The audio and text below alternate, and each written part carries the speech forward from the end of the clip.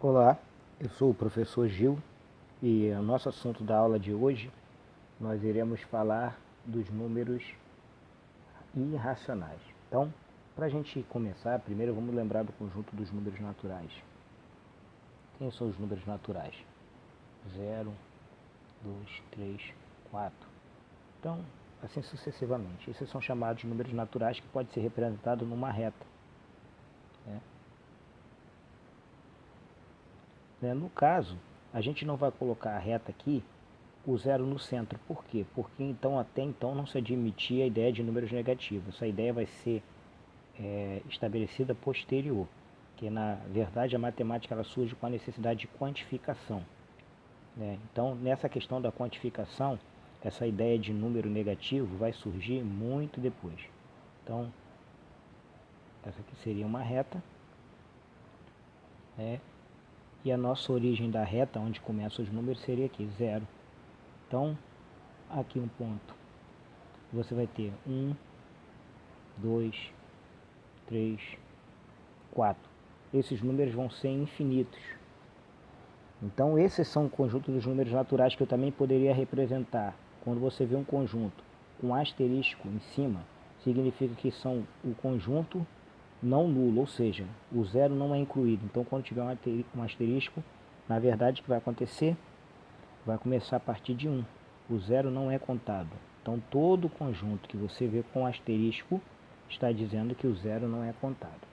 Bom, aí houve a necessidade de se criar os números inteiros, que aí no caso admitiria os números negativos. Então, nesse caso, a gente representa pela letra Z, Z sombreado. E aí sim, a nossa reta agora ela tem origem no meio, porque para a direita eu vou ter números positivos e para a esquerda eu vou ter números negativos. Então a nossa reta vai ficar bem representada da seguinte maneira. Você vai traçar a reta. Em cada extremidade que você tiver da reta, você vai ter ela tendendo ao infinito. Então, significa que aqui ela vai se estender infinitamente negativo e aqui vai se estender infinitamente positivo. E aqui, como a gente já sabe, infinitamente positivo só para um lado. No centro vai estar o zero e aqui vai estar o ponto 1. E aqui, o menos 1 vai ser 2 e menos 2. 3 e reticência. E aqui, menos 3 e reticência. Ou seja, quanto mais o número tiver indo para a direita, mais positivo, ok? O número maior, isso aqui para não surgir dúvida, o número maior é sempre que está mais à direita, só por questão de localização, porque às vezes as pessoas se confundem. Por exemplo, a gente coloca aqui, menos 1 é maior ou menor que menos 2? Geralmente as pessoas se confundem isso aqui, 2 é maior. Não, está errado. Como é que você verifica isso? Sempre se posiciona da seguinte maneira. A gente está seguindo sempre para o sentido para a direita. Quanto mais à direita o número, mais positivo, ou seja, o número maior. Então o número maior é aquele que se situa mais à direita. Quem está mais à direita? O 2 ou menos 1? É o menos 1, porque ele está mais à direita. As pessoas costumam colocar mais próximo de 0. Não, só você pegar a ideia. Se você posicionar, quem está mais à direita? O número que estiver mais à direita é maior. Então eu posso afirmar que menos 1 é maior que menos 2. Assim como, e aqui no caso já positivo não, quem está mais à direita? O 2, então 2 é maior que 1.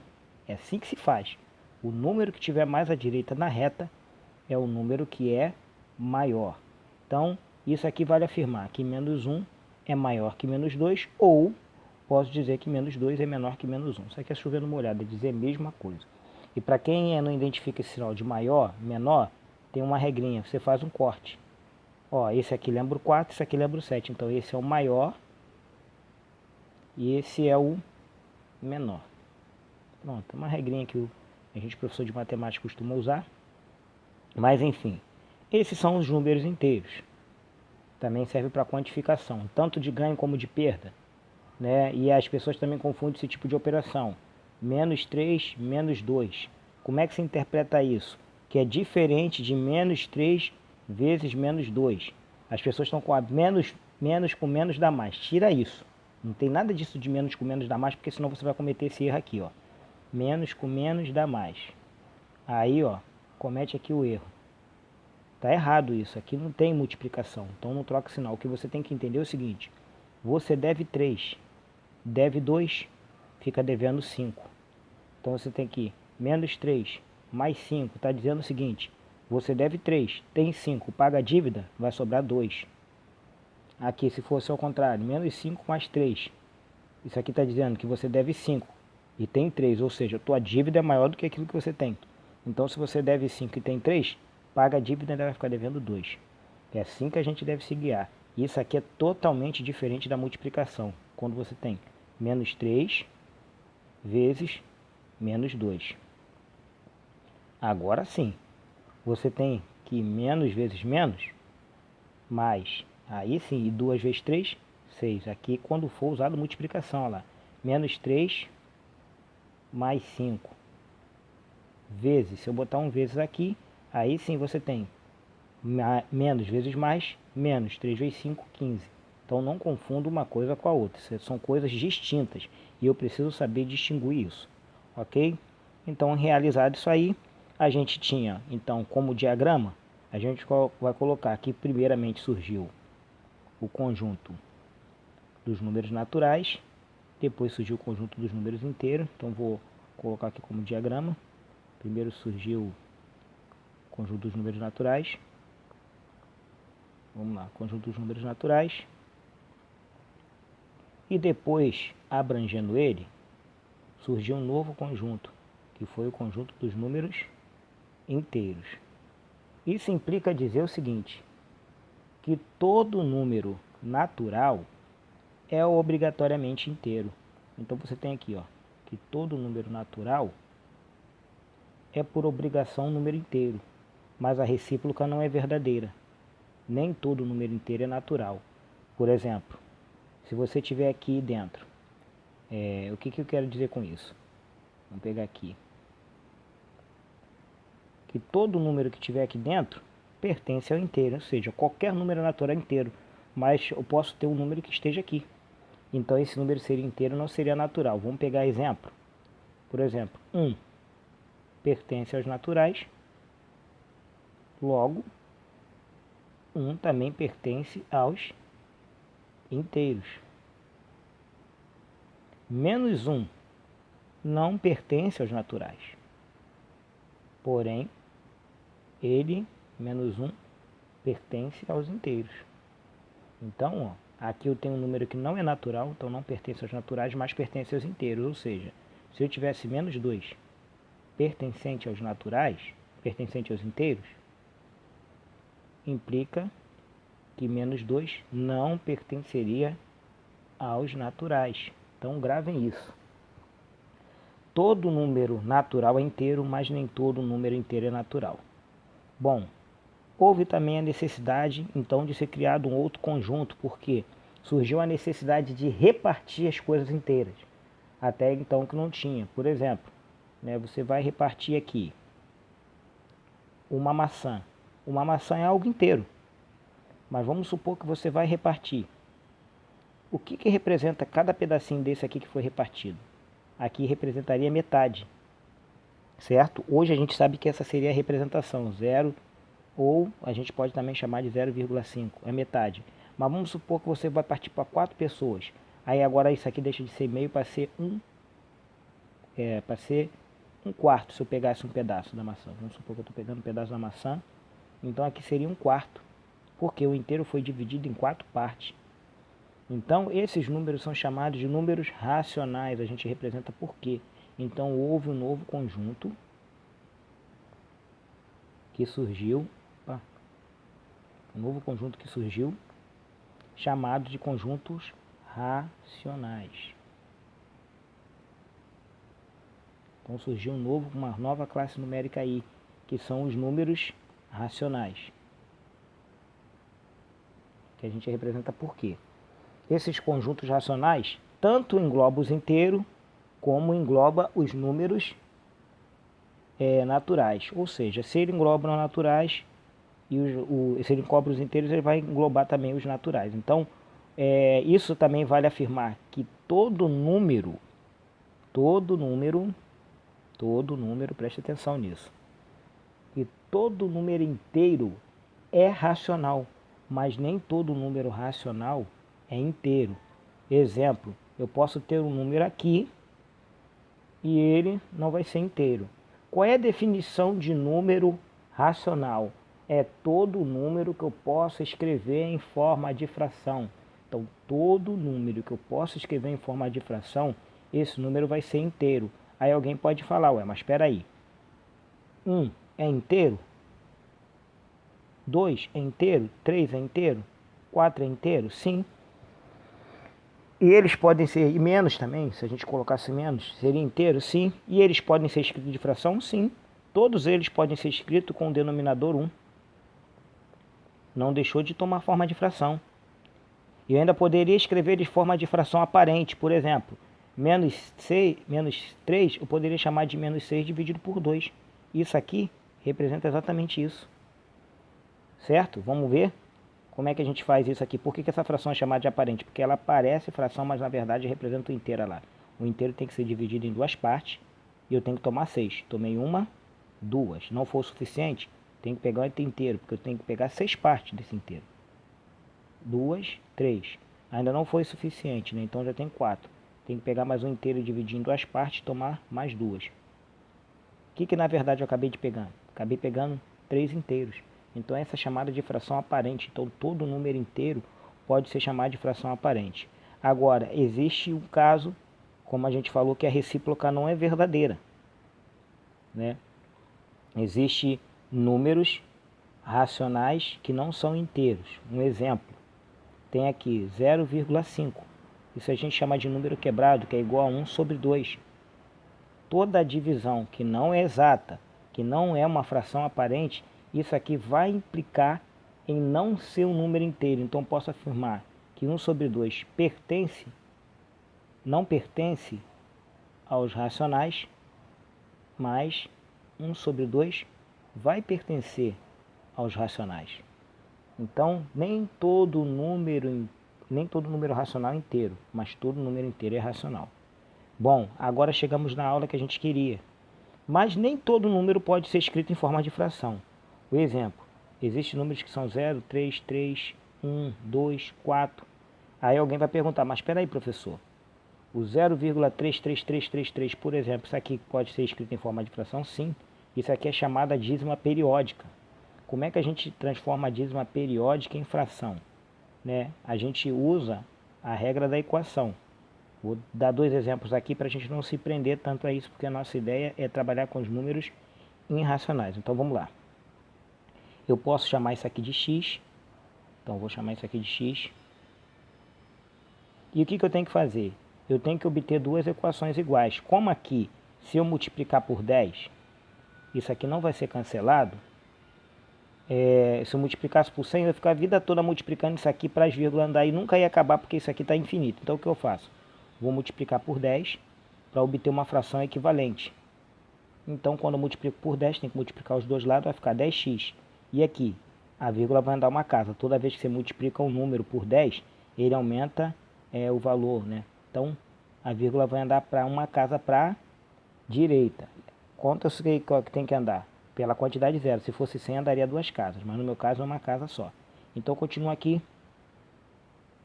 Então observa o que aconteceu. Eu tenho uma equação que é 0,333 e obtive uma equação superior que eu acabei de fazer agora, que é 3,333. Observa que depois da vírgula todo mundo é igual. Se isso acontece, para que eu possa cancelar a casa, eu posso subtrair uma equação da outra. E é isso que exatamente eu vou fazer. Vou obter uma equação superior, multiplicando por 10, até eu chegar, quando é que eu paro? Até que os números depois da vírgula todos fiquem iguais. Quando isso acontecer, eu posso efetuar a subtração. Então, olha lá, vai dar 9x, eu estou subtraindo, 3 tira 0, 3, e 3 tira 3, 0, 3 tira 3, 0, 3 tira 3, 0, e assim vai, e vai cancelar. Então, eu cheguei a essa equação aqui. Então, eu posso obter que x é igual a 3 sobre 9. E ainda posso simplificar por 3 isso aqui vai virar 1/3. Ou seja, 0,333 em forma de fração é 1/3. Então, toda dízima periódica também é um número racional. Agora nós vamos chegar aos números irracionais, que são coisas que surgiram na natureza. E para dar um exemplo geométrico, vamos dar um exemplo geométrico, né? A necessidade de calcular a diagonal de um quadrado que possui aqui 2 metros e 2 metros. Então eu quero calcular o tamanho dessa tábua que vai vir aqui. Olha o que acontece. A gente, para calcular a diagonal, a gente tem que lembrar que isso aqui, ó, forma um triângulo retângulo. Então você tem o teorema de Pitágoras, né, que diz que o quadrado da hipotenusa é igual à soma dos quadrados dos catetos. Então você teria 4 mais 4. Diagonal ao quadrado, 4 mais 4 é quanto? 8. Diagonal é igual a raiz quadrada de 8. 8 não tem raiz quadrada exata, mas a gente aprendeu a fatorar isso, né? É como se fosse 8, a gente pode chamar de 4 vezes 2. Então, ó, transformei no produto em que eu sei a raiz quadrada de 1. Então, vou tirar a raiz quadrada de 4. Raiz quadrada de 4 é quanto? 2. E vai ficar a raiz de 2. Então, 2 raiz de 2. Essa raiz de 2 constitui um número irracional. Por quê? É um número que não pode ser escrito em forma de fração. Ele é um número decimal incomensurável. Se você usar a calculadora, você vai ver que esse número não tem um padrão para ser estabelecido. Vou mostrar aqui através da calculadora quanto que é a raiz quadrada de 2. Olha lá, 2, vou tirar a raiz quadrada. Isso aqui deu 1,41, 42, 13, 56, 23, 7. Ou seja, esse número nunca vai poder ser escrito em forma de fração, porque ele é um decimal incomensurável. Então, toda raiz que você não conseguir calcular vai ter essa configuração. Toda raiz que não for exata, seja ela quadrada, cúbica, vai constituir um número, como a gente acabou de falar, chamado de irracional, que a gente vai representar por R menos Q. Alguns também representam por I. Aí vai depender da leitura da literatura do livro, né? Então você vai ter um novo conjunto. Mas como é que esse conjunto? Esse conjunto, ele é assim, ó. Ele vai ser feito à parte, né? Vamos fazer o conjunto aqui à parte, que é o conjunto do nosso estudo hoje. Ele é um conjunto à parte. Ou seja, eles não têm nada em comum. A gente pode falar que esse aqui é um chamado de conjunto, que a gente chama de... Ó, vou fazer aqui, não tem fronteiras, vamos dizer que eles tangenciam, eles chegam pertinho do outro, tá? Mas eles não têm nada em comum, certo? Então, por isso que ele é chamado de R menos Q, e depois a gente vai ver porque a ampliação, para englobar esses dois conjuntos, a gente vai colocar o conjunto dos números reais, mas eles são chamados de conjuntos disjuntos. O que vem a ser conjuntos disjuntos, professor? É o conjunto que não tem nada em comum, a interseção entre eles é vazia. Então é isso que a gente está trabalhando. Então aqui seria o meu conjunto, eu vou chamar de I, tá? Bom, o que isso representa? Quando eu pegar e perguntar o que tem em comum com I, eu vou simplesmente obter como resposta vazio. Eles não têm nada em comum, porque o número ou ele é racional ou ele é irracional. Então todo número que não pode ser escrito em forma de fração, essa é a definição, é chamado de número irracional. Um exemplo de um número muito conhecido, né, como irracional também, que é uma razão especial, é o número π, né? Então, o π, você sabe que geralmente quando o professor coloca quanto que vale o π, é 3,14. Na verdade, o π vale muito mais do que isso, né? Se a gente for colocar, o π é um número que ele não tem um fim não. A gente coloca 3,14 para abreviar, mas é 3,14, 1, 5, 9, 2, 6, 5, 3, 5, 8, 9, 7, 9 e aí vai. Não tem um limite. Que na verdade ele é obtido através de você abrir uma circunferência, tem uma circunferência com um raio, ou melhor, com um diâmetro, né? Aqui está o comprimento e aqui está o diâmetro. Vamos supor que você consiga arrebentar essa circunferência e esticar, né? Ele vai ter 1, 2, 3 e um pouquinho a mais do que o diâmetro. Esse aqui seria o comprimento e esse aqui seria o diâmetro, né? Então, diâmetro tem 3 alguma coisa. Esse 3 alguma coisa, esse pouquinho a mais, é o π. Quando você divide, né, o comprimento pelo diâmetro, você tem esse tal do π. E lembra que o diâmetro é o dobro do raio, então seria 2r. É o raio mais o raio, que é igual a π. Por isso que quando a gente fala da fórmula do comprimento da circunferência, é π vezes 2r. Que as pessoas consertam, né? Vou botar um R aqui direitinho. E as pessoas consertam, colocam 2πr. Então, esses números são chamados de números irracionais. Então, por exemplo, raiz quadrada de 4 é um número irracional? Não. Isso aqui tem raiz quadrada exata, é mais ou menos 2. Por que mais ou menos 2, professor? Porque mais 2 ao quadrado dá 4. E menos 2 ao quadrado também dá 4. Por isso, quando a gente pergunta a raiz quadrada de 4, tanto serve a positiva como a negativa. E alguém vai perguntar, mas peraí, professor, menos 2 ao quadrado dá mais 4? Sim. Vamos ver? Quando você leva uma coisa ao quadrado, significa que é ela vezes ela mesma. Então aqui, ó, menos 2 vezes menos 2. Mais vezes mais, mais. 2 vezes 2, 4. Olha lá, 4 positivo não precisa colocar. Então, menos vezes menos, mais também. 2 vezes 2, 4. Não precisa colocar. Então, por isso que quando a gente fala qual é a raiz quadrada de 4, correto é você dizer que é mais ou menos 2.